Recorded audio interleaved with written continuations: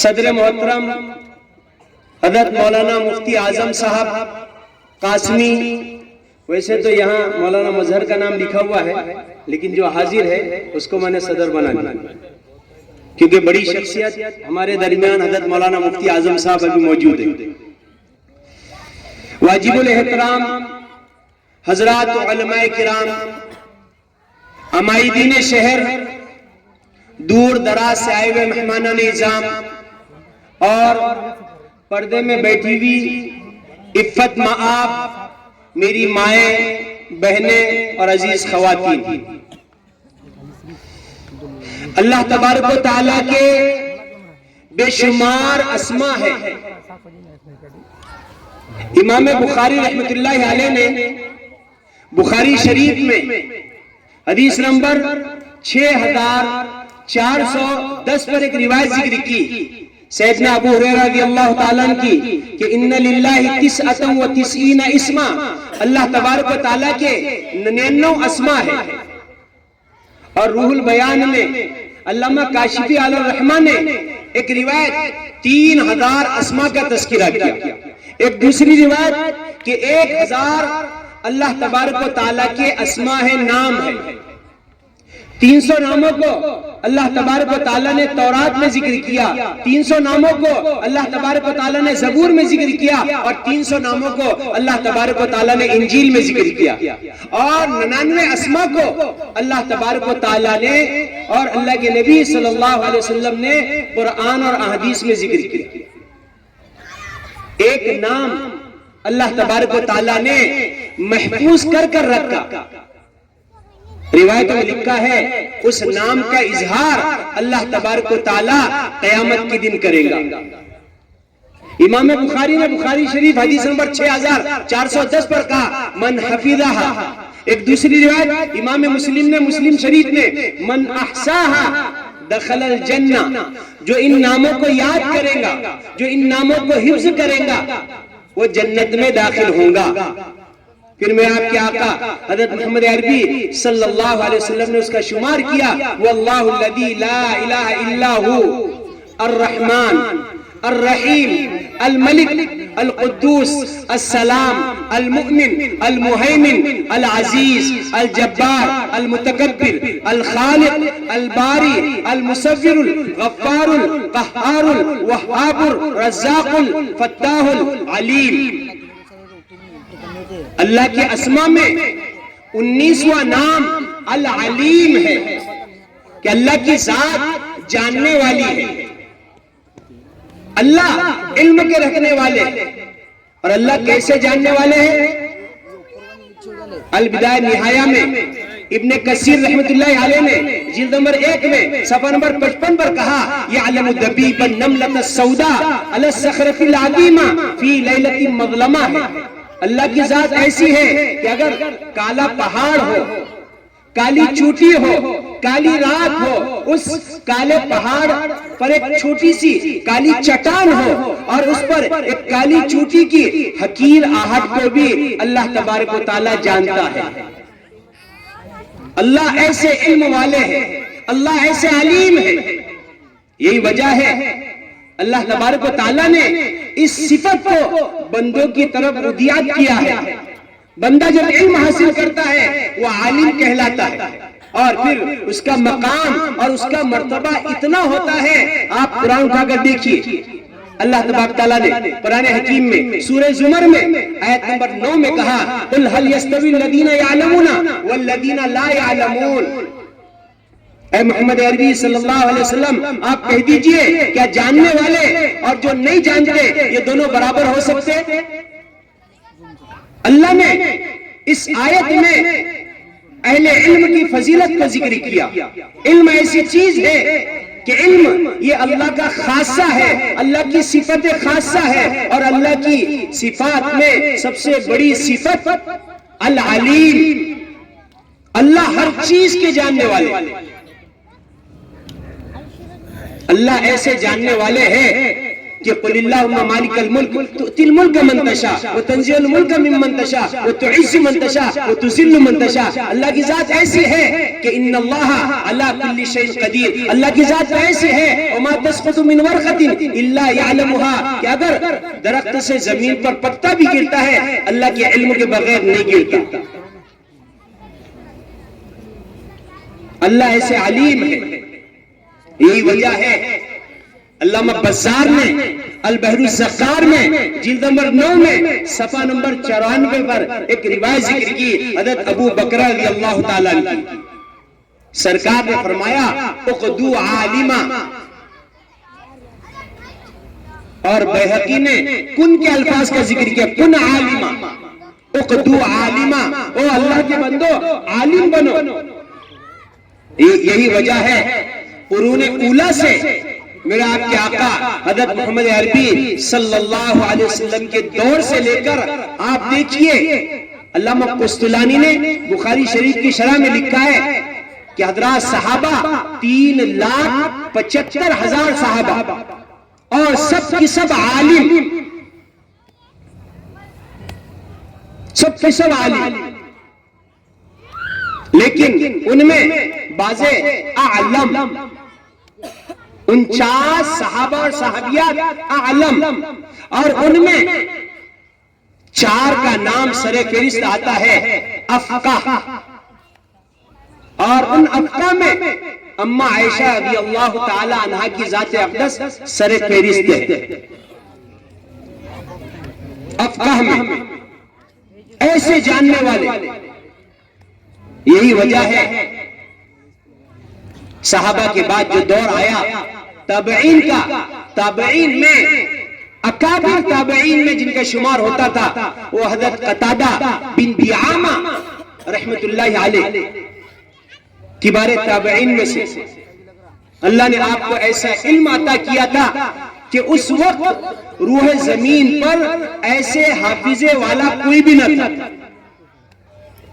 حضرت قتادہ رحمت اللہ علیہ بیک وقت اللہ تبارک و تعالیٰ نے آپ کو تفسیر کا جو علم دیا تھا, احادیث میں آپ اتنے ماہر تھے کہ امام احمد بن حنبل نے کہا روح زمین پر قتادہ سے بڑھ کر میں نے قرآن کا علم رکھنے والا اور تفسیر کا علم رکھنے والا نہیں دیکھا.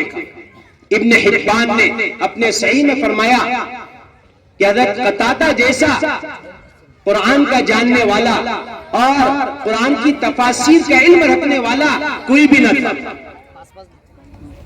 ابو ناصر نے بھی حضرت قتادہ رحمت اللہ علیہ کی بڑی تعریف کی.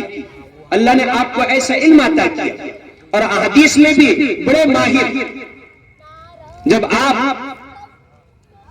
90 ہجری کوفہ گئے تو حضرت قتادہ رحمت اللہ علیہ نے کوفہ میں عام اعلان کیا کہ اے کوفیوں, تمہیں جو بھی سوال کرنا ہے, جو بھی مسئلہ پوچھنا ہے اور جیسا بھی پوچھنا ہے میرے پاس آؤ اور مجھ سے کوئی بھی مسئلہ پوچھو, میں ہر مسئلے کا اور ہر سوال کا جواب دوں گا. اللہ نے علم ایسا عطا کیا تھا یہاں تک کہ ابن سعد نے اپنی طبقات میں جلد نمبر 7 میں ان کی پوری رودات اور ان کی پوری تاریخ ذکر کی, ان کے سوانے کا تذکرہ کیا تو انہوں نے کہا سعید ابن المسیب رحمت اللہ علیہ جو کبار تابعین میں سے تھے, سیدنا ابو ہریرہ رضی اللہ تعالیٰ عنہ کے خاص شاگرد, فقہائے 7 مدینے میں 7 بڑے بڑے مفتیان تھے, ان میں سعید ابن المسیب سر فہرست. حضرت قتادہ رحمت اللہ علیہ حضرت سعید ابن المسیب کے صحبت میں گئے, ان کے پاس جا کر ان سے آپ نے علم حاصل کیا. آپ کے شیوخ میں اور اساتذہ میں حضرت سیدنا ابو ہریرہ رضی اللہ تعالیٰ عنہ, حضرت ابراہیم نخعی رحمت اللہ علیہ اور سعید ابن المسیب رحمت اللہ علیہ اور حضرت حسن بصری رحمت اللہ علیہ کی ذات سر فہرست تھی. تو حضرت قتادہ نے حضرت سعید ابن المسیب سے کئی روز تک مسلسل سوالات کیے. حضرت سعید نے ہر سوال کا جواب انہیں جیسی دیا. ایک دن حضرت سعید نے کہا قتادہ تم اتنے دنوں سے میرے پاس علم سیکھ رہے اور معلومات حاصل کر رہے، لیکن میں آپ سے پوچھتا ہوں کیا آپ کو ان تمام بتائے ہوئے جوابات یاد ہے؟ حضرت قتادہ نے کہا حضرت میں نے آپ کو سب سے پہلا یہ سوال کیا، آپ نے اس کا اتنا لمبا جواب دیا. پھر میں نے دوسرا یہ سوال کیا، آپ نے اس کا یہ جواب دیا. یعنی پورے ایک ماہ میں جتنے سوالات انہوں نے کیے ان سوالات کی فہرست اور آپ نے جو جواب دیے ہو بہو جملہ کا جملہ حضرت قتادہ نے سعید ابن المسیب کے سامنے پیش کر. حضرت سعید تو متحیر ہو گئے، حضرت سعید ابن المسیب پریشان ہو گئے. حضرت سعید نے کہا، حضرت حسن بصری قائل ہے، حضرت سعید ابن المسیب نے کہا قتادہ میں یہ نہیں سمجھتا کہ روح زمین میں اللہ نے آپ جیسا حافظہ کسی اور کو عطا کیا. سعید ابن المسیب کہہ رہے اور خود قتادہ فرماتے ہیں آج تک ایسا نہیں ہوا کہ کسی نے میرے سامنے کوئی آیت یا کوئی حدیث پیش کی ہو اور میرے کان نے اسے سنی ہو، اور کبھی ایسا نہیں ہوا کہ مجھے وہ حدیث دوبارہ پوچھنے کی نوبت آئی. آج تک کبھی نہیں ہوا. کتنے بھی لامع حدیث ہو، اگر راوی ایک مرتبہ وہ حدیث کہہ دیتا وہ مجھے یاد ہو جاتی، میرے دل میں القاء ہو جاتی اور محفوظ ہو جاتی ہے. ایسے حافظے کے ہمیں. لیکن روایت میں لکھا ہے آپ مادرزاد اندھے تھے، پیدا ہوئے نابینا، لیکن اللہ نے قوت حافظہ ایسا عطا کیا تھا حضرت قتادہ علیہ الرحمہ کو، کیونکہ پیدائش 61 ہجری میں یزید جیسے ہی تخت پر بیٹھا آپ کی پیدائش ویسی. حضرت قتادہ 61 ہجری میں. اور روایت میں لکھا ہے کہ حضرت قتادہ علیہ الرحمہ آپ دیکھیے تمام تفاسیر اٹھا کر دیکھیے، تفسیروں میں اور احادیث میں اکثر راوی حضرت قتادہ علیہ الرحمہ، مجاہد قتادہ، سدی کلبی انہی کے نام آئیں گے. تحصیل علم کے لیے پوری زندگی فارغ کی، نابینا تھے، پیدائشی نابینا ہونے کے باوجود علم پوری زندگی حاصل کی. تو دعویٰ صحیح تھا نا. کوفہ میں جا کر عام اعلان کیا مجھ سے جو سوال کرنا ہے جو پوچھنا ہے وہ پوچھو. اس وقت قربان جائے امام اعظم نعمان ابن ثابت رحمت اللہ علیہ کی عمر 10 سال کی تھی. اب نابالغ بچے تھے. حضرت امام اعظم ابو حنیفہ کو یہ بات ناگوار گزری، کیونکہ عالم اگر وہ یہ دعویٰ کر رہا ہے کہ مجھ سے جو پوچھنا ہے پوچھو، میں آپ کے ہر سوال کا جواب دوں گا، یہ زیادتی ہوگی. امام مالک رحمت اللہ علیہ کے بارے میں تاریخ میں لکھا ہے تہذیب التہذیب میں کہ عراقیوں نے 48 سوال کیے امام مالک سے. کتنے؟ 48 سوال. آپ نے 32 سوال کے بارے میں کہا لا ادری، مجھے علم نہیں. امام مالک 4 اماموں میں آپ کا مرتبہ اکابر صحابہ سے لقاء اور سما ثابت ہے امام مالک کا اور حضرت امام اعظم ابو حنیفہ کے معاصرین میں. لیکن 32 سوالات کے بارے میں کہا لا ادری، مجھے علم نہیں. فقہاء کرام نے کہا لا ادری بھی ایک علم ہے. جو عالم یہ کہے مجھے سب کچھ آتا ہے وہ تو ہلاک ہو گیا، وہ تو برباد ہو گیا، تباہ ہو گیا. حضرت موسیٰ نبی علیہ السلام بنی اسرائیل کے کبار انبیاء میں، لیکن آپ جس وقت وعظ و نصیحت کر رہے تھے تو ایک شخص نے کھڑے ہو کر کہا اے نبی اللہ اے کلیم اللہ، کیا روح زمین پر آپ سے بڑا کوئی عالم ہے؟ آپ نے کہا نہیں، روح زمین پر مجھ سے بڑا کوئی عالم نہیں۔ حالانکہ روح زمین پر جو انبیاء ہوتے ہیں، انبیاء سے زیادہ علم رکھنے والا کوئی نہیں ہوتا۔ آپ اپنے قول میں بالکل سچے 100%۔ حضرت موسیٰ نبی علیہ السلام کی بات، لیکن اللہ تبارک و تعالیٰ نے کہا اے موسیٰ جاؤ، میرے بندوں میں ایک بندہ ایسا ہے جو تم سے زیادہ علم رکھتا ہے۔ اللہ تبارک و تعالیٰ نے سفر کروایا، وقت کے نبی ہوتے ہوئے اللہ تبارک و تعالیٰ نے موسیٰ نبی علیہ السلام کو بھیجا۔ وَإِذْ قَالَ مُوسَىٰ لِفَتَاهُ لَا أَبْرَحُ حَتَّىٰ أَبْلُغَ مَجْمَعَ الْبَحْرَيْنِ۔ سورہ کہف اٹھا کر دیکھیے، اللہ تبارک و تعالیٰ نے پوری تفصیل ذکر کی۔ مجھے اس تفصیل میں نہیں جانا، صرف وہ بتلانا ہے۔ علم کی زیادتی کا جو انسان دعویٰ کرتا ہے تو اللہ کی طرف سے کیسے معاملات پیش آتے ہیں۔ حضرت قتادہ نے جیسی دعویٰ کیا، دعویٰ کرتے ہی امام اعظم ابو حنیفہ رحمت اللہ علیہ 10 سال کی عمر، آپ نے کہا قتادہ میرے چند سوال ہیں۔ حضرت قتادہ نے کہا پوچھو۔ تو امام اعظم ابو حنیفہ انہوں نے کہا، اللہ تبارک تعالیٰ نے سورہ نمل میں آیت نمبر 18 میں قالت نملۃ یا ایھا النمل ادخلوا مساکینکم، اس میں نملہ جو ہے یہ مذکر ہے یا مؤنث؟ فسکت قتادہ خاموش ہو گئے۔ اگر مذکر کہا تو پھر اس کا مؤنث کیا ہے؟ مؤنث کہا تو مذکر کیا ہے؟ حضرت قتادہ تو خاموش ہو گئے۔ دوسرا سوال کہ اللہ تبارک تعالیٰ نے قرآن حکیم میں 27 پارے میں دوسرے رکوع میں سورہ زاریات آیت نمبر 57 میں وَمَا خَلَقْتُ الْجِنَّ وَالْإِنسَ إِلَّا لِيَعْبُدُونَ، اللہ نے جیسے انسان کو مکلف بنایا ویسے جنات بھی مکلف ہیں، ان پر بھی اللہ تبارک و تعالیٰ نے احکامات فرض کیے۔ کہا ان کا بھی انتقال ہوتا ہے، وہ بھی مرتے ہیں، تو ان کا قبرستان کہاں ہے؟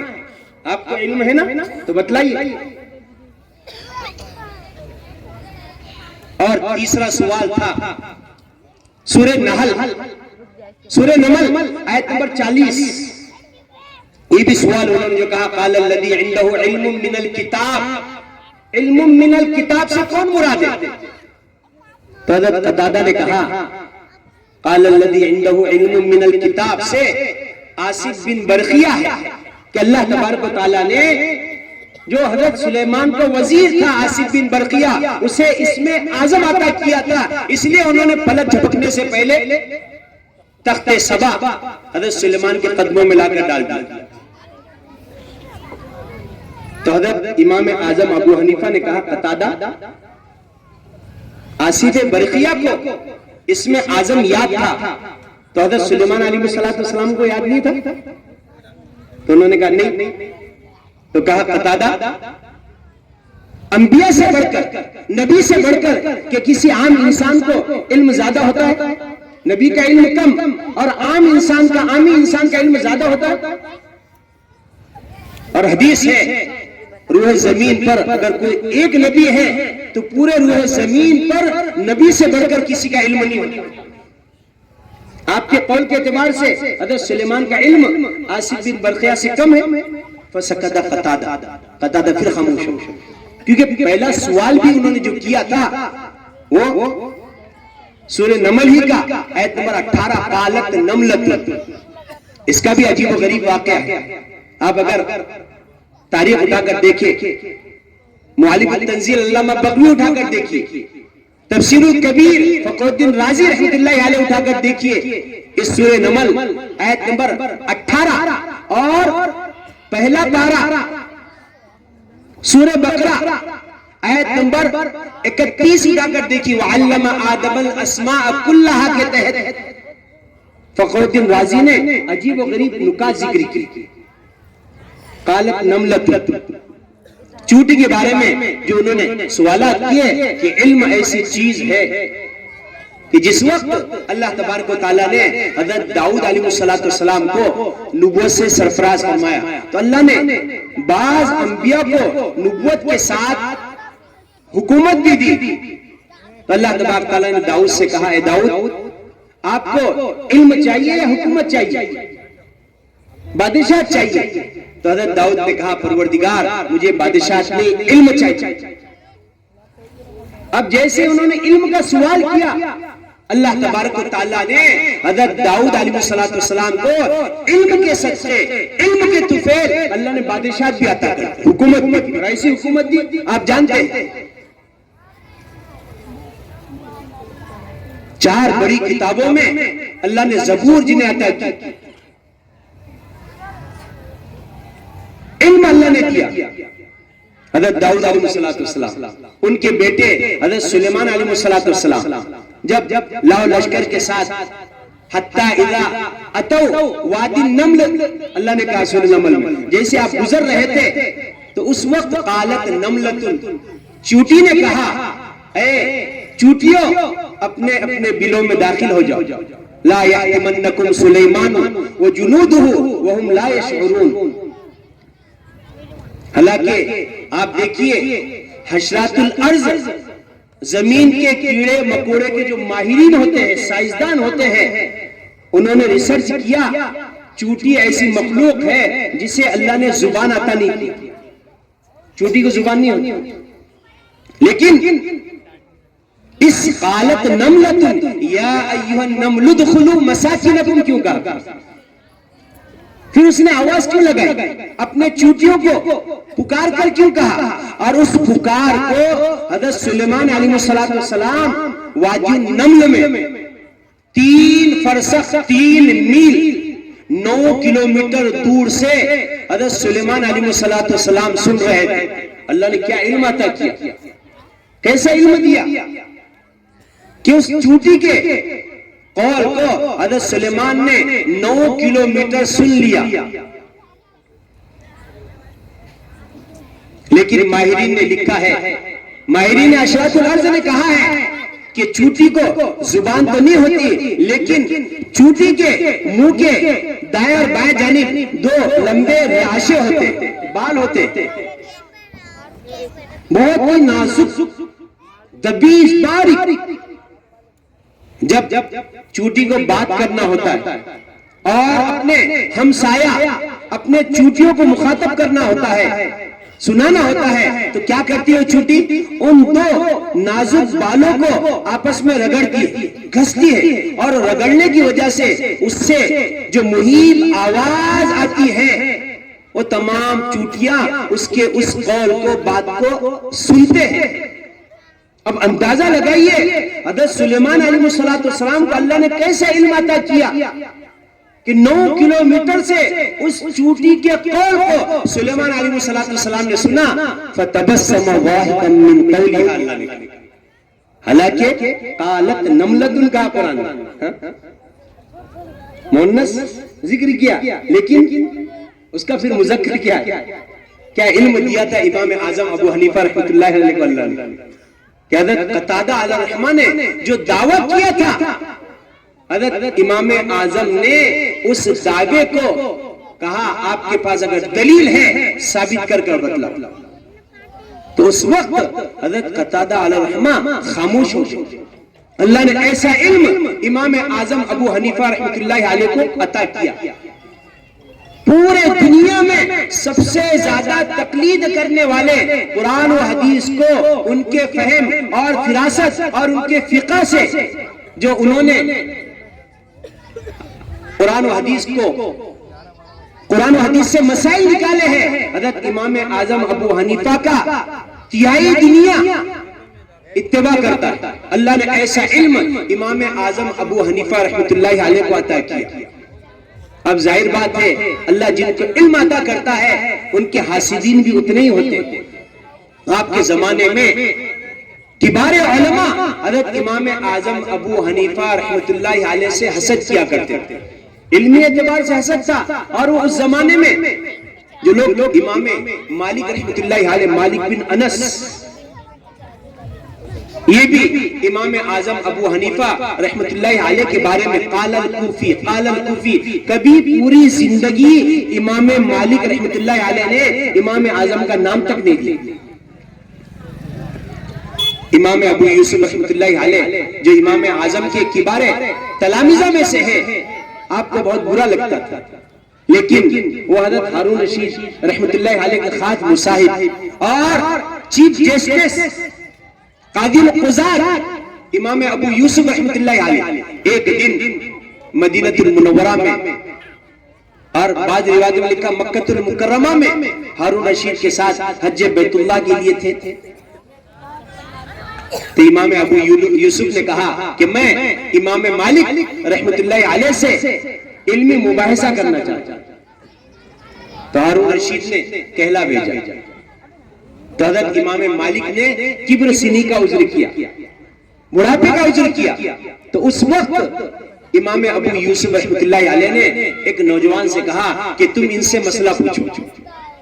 پورا مجموعہ لگا ہوا تھا، شاہی دربار تھا، ہارون رشید بیٹھے ہوئے تھے، اور اس مجموعے میں ایک نوجوان کھڑا ہوا اور اس نے کہا اے امام مالک،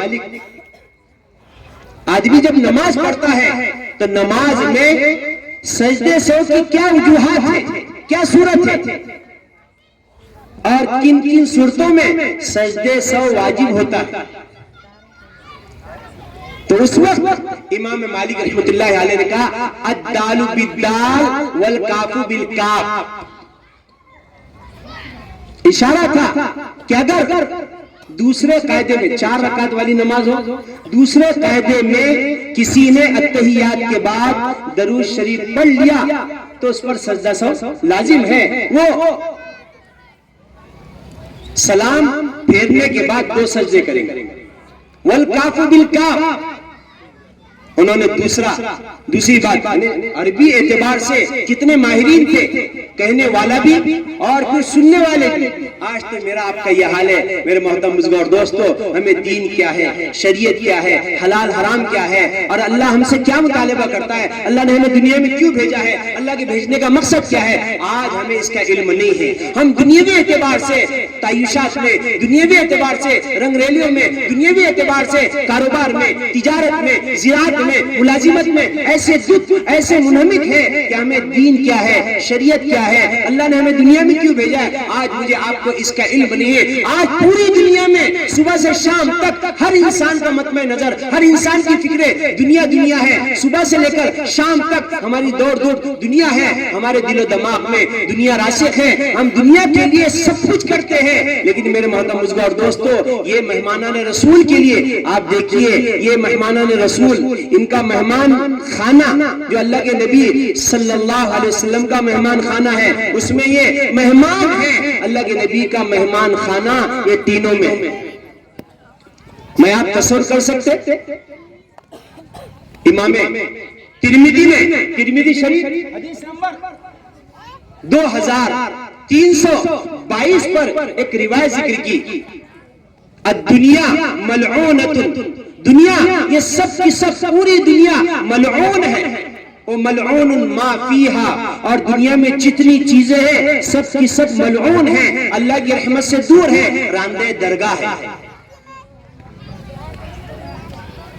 لیکن اللہ کے نبی نے تخصیص کی الا ذکر اللہ، لیکن اللہ کا ذکر ملعون نہیں ہے۔ اور اللہ کا ذکر کیا ہے؟ حدیث اٹھا کر دیکھیے، افضل الذکر تلاوت القرآن، بہترین ذکر قرآن کی تلاوت ہے، سب سے افضل ذکر یہ قرآن کی تلاوت ہے۔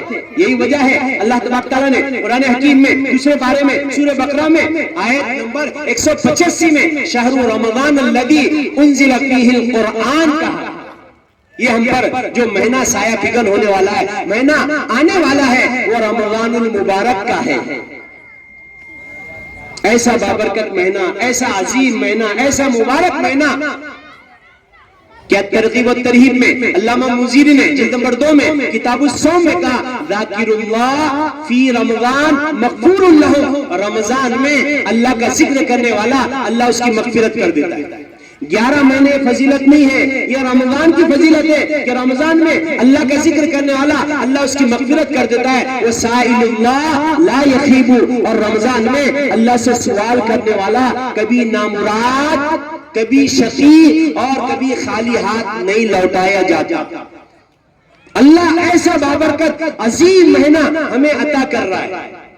یہی وجہ ہے میرے آپ کے آقا حضرت محمد عربی صلی اللہ علیہ وسلم رجب اور شعبان میں کثرت سے دعا کرتے اللہم بارک لنا فی رجب و شعبان وبلغنا رمضان۔ کبھی ہمیں احساس ہوا ہے کہ نبی جی نے رجب اور شعبان میں برکت کی دعا کی اور رمضان تک پہنچنے کے لیے اللہ کے نبی نے لجاجت کی، التجا کی، دعا کی، اللہ سے مانگا کہ ایسا بابرکت ایسا عظیم مہینہ ہے۔ یہاں تک کہ ابن خزیمہ نے اپنے صحیح میں حدیث نمبر 1886 پر ایک روایت ذکر کی، لو یعلم العباد، اگر بندوں کو پتا چل جائے ما رمضان، کہ رمضان کیا ہے، اللہ رمضان میں بندوں کو کیا عطا کرتا ہے، اللہ تبارک و تعالی رمضان کے طوفیل روزوں پر تراویح کا اہتمام کرنے کی وجہ سے قرآن کی تلاوت پر ذکر و اذکار پر بندے کو کیا عطا کرتا ہے، لتمنت امتی، تو میری یہ امت اللہ سے تمنا کریں گی، اللہ سے دعا کریں گی ان تکون السنۃ کلھا رمضان، پروردگار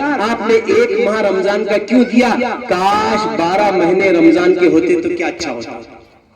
ایسا عظیم اور بابرکت مہینہ اللہ تبارک تعالی ہمیں عطا کر رہا ہے، ہم اس کی قدردانی کی کوشش کریں، اس کے لیے ہم اہتمام کریں، نمازوں کا اہتمام کریں، قرآن کی تلاوت میں زیادہ زیادہ انہمات کریں، کثرت سے قرآن کی تلاوت کریں، کیونکہ آپ پوری تاریخ اٹھا کر دیکھیے اللہ کے نبی صلی اللہ علیہ وسلم رمضان میں قرآن حکیم کا کتنا اہتمام کرتے۔ روزانہ جبریل آپ کے پاس آتے، نسائی شریف کی روایت ہے حضرت جبریل اللہ کے نبی صلی اللہ علیہ وسلم کو روزانہ قرآن سناتے، اور بخاری شریف اور مسلم شریف میں اللہ کے نبی صلی اللہ علیہ وسلم جبریل کو سناتے، نسائی میں جبریل اللہ کے نبی کو سناتے، بخاری اور مسلم میں اللہ کے نبی جبریل کو روزانہ سناتے، اور رات میں بھی جبریل آتے اور قرآن کا دور کرتے۔ جس سال میرا آپ کے آقا محمد عربی صلی اللہ علیہ وسلم کی وصال کا وقت قریب آیا، اس وقت 2 دور قرآن کے میرا آپ کے آقا نے کیا، اتنا اہتمام۔ اور آج ہے میرے محترم بزرگوں اور دوستو، ہم دنیا میں ایسے دت ہیں، دنیا میں ایسے لگے ہیں، حالانکہ دنیا کے بارے میں اللہ کے نبی نے کہا الدنیا ملعونۃ، دنیا ملعون ہے، وہ ملعون ما فیہا، جتنی چیزیں دنیا میں سب کی سب ملعون ہیں الا ذکر اللہ، لیکن اللہ کا ذکر۔ اللہ کا ذکر کیا ہے؟ یہاں سے بات پلٹی تھی، افضل الذکر تلاوت القرآن، بہترین ذکر قرآن کی تلاوت ہے۔ اور بخاری شریف میں وبه حدثنا احمد بن اشكاب قال حدثنا محمد بن فزيل عن عمارة بن القعقاع عن ابي زرعة عن ابي هريرة رضي الله تعالى قال قال رسول الله صلى الله عليه وسلم كلمتان ثقيلتان على الميزان خفيفتان على اللسان حبيبتان الى الرحمن سبحان الله وبحمده سبحان الله العظيم۔ اور مسلم شریف میں سبحان اللہ وبحمده سبحان اللہ العظیم وبحمده واستغفر اللہ کا اضافہ۔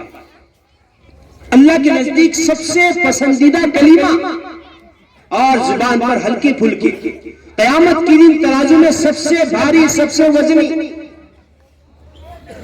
اگر ہمیں پتہ چل جائے فلاں جگہ کوئی چیز 100 کی 50 میں مل رہی، آپ کتنے جلدی وہاں پہنچتے، اور پھر وہ 100 کی چیز آپ 120 150 میں بیچتے، آج تو نفع بہت مل گیا۔ لیکن دینی اعتبار سے آج امت اتنی غافل ہے میرے محترم بزرگوں اور دوستو، اس کی بنیادی وجہ علم سے دوری ہے۔ اس لیے میرے محترم بزرگوں اور دوستو، علم کے لیے اللہ کے نبی نے کہا کہ الا ذکر اللہ وما والہ، اور اللہ کو جو چیز پسند ہے اور اس سے قریب کرنے والی چیز، یہ دوسری چیز ملعون نہیں ہے۔ اور اللہ کے نبی نے کہا تیسری چیز وعالم، اور علم، علم جو ہے یہ کیا ہے؟ عالم، یہ بھی ملعون نہیں ہے۔ اور اللہ کے نبی نے آگے کہا کیا وہ متعلم جو علم کے تحصیل کرنے والے یہ جو بچے آپ کو نظر آ رہے ہیں یہ بھی ملعون نہیں ہے. اس لیے میرے محترم بزرگوں اور دوستو اللہ نے ہمیں وقت دیا ہے, اللہ نے ہمیں یہ چیز دی ہے, اس کی ہم قدردانی کی کوشش کریں. علم بہت بڑی چیز ہے. اللہ جس کو علم عطا فرماتا ہے اللہ تبارک تعالیٰ نے قرآن حکیم میں سورہ فاتر آیت نمبر 28 میں کہا انما یخشی اللہ من عبادہ العلماء.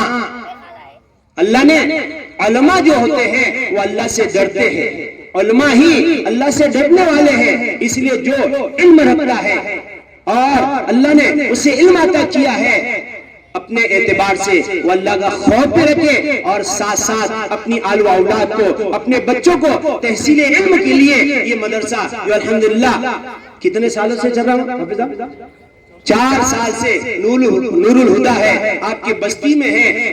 آپ کی ذمہ داری ہے کہ ہم اس کا خیال کریں, کیونکہ میں نے جو روایت ذکر کی تھی وہ روایت بیان کر بات ختم کر دوں. میں نے عرض کیا تھا علامہ بزار جلد نمبر 9 صفحہ نمبر 94 پر سیدنا ابو ہریرہ کی روایت اقدو عالما, وہ اللہ کے بندو عالم بنو. اگر عالم نہیں بن سکتے اور متعلمہ کم سے کم علم کے حاصل کرنے والے تحصیل علم کرو. اگر یہ بھی نہیں کر سکتے تو اللہ کے نبی نے اور مستمع ایسے مجالس میں بیٹھ کر علم کے سننے والے بنو. اگر یہ بھی نہیں کر سکتے اور محبہ علم سے اور اہل علم سے محبت کرو. وَلَا تَكُنِ الْخَامِسَةَ 5ویں مت بنو فتحلق ہلاک ہو جاؤں گے. اللہ کے نبی نے کہا وَالْخَامِسَةُ أَن تُبْغِضَ الْعِلْمَ وَأَهْلَهُ, علم اور اہل علم سے علماء اور مدارس سے نفرت کرنے سے بچو ورنہ اللہ ہلاک کر دے گا. اس لیے میرا محترم بزرگوں دوستو اللہ نے وقت دیا بننے کا, سورنے کا, زندگی میں تقویٰ طہارت لانے کا,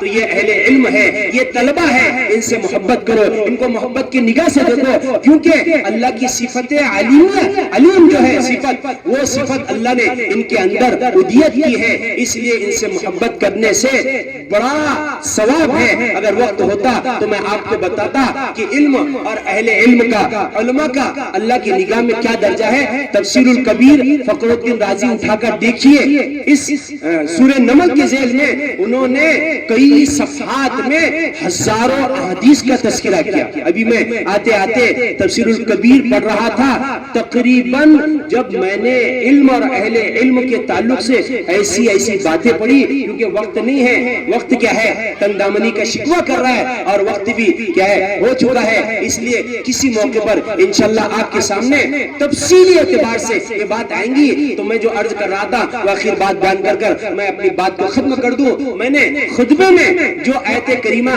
تلاوت کی یہ سورہ رحمان 2712 آیت نمبر 1 2 3 4 ہے. اللہ تبارک تعالیٰ فرماتا ہے الرحمن, رحمان نے علم القرآن, قرآن کی تعلیم دی. تفسیر الکبیر میں فخر الدین رازی نے, معالم التنزیل میں علامہ بغوی نے لکھا ہے علم القرآن اے علم الملائکۃ قبل خلق الانسان فعلم الملائکۃ المقربین القرآن.